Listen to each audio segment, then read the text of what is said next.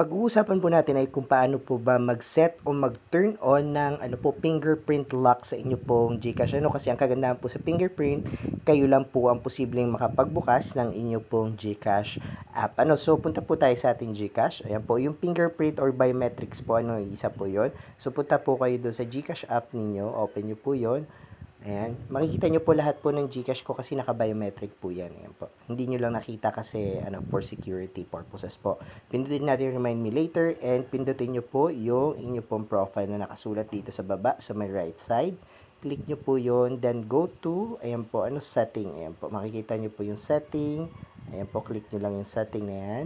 And from here po, makikita nyo na agad yung biometric or biometric login. Kailangan naka-enable po yan.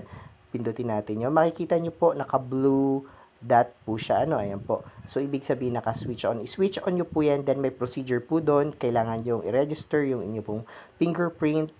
Follow the procedure lang po, and ayun po, makakapag-biometrics na po kayo na lock sa inyo pong GCash. Maraming salamat po.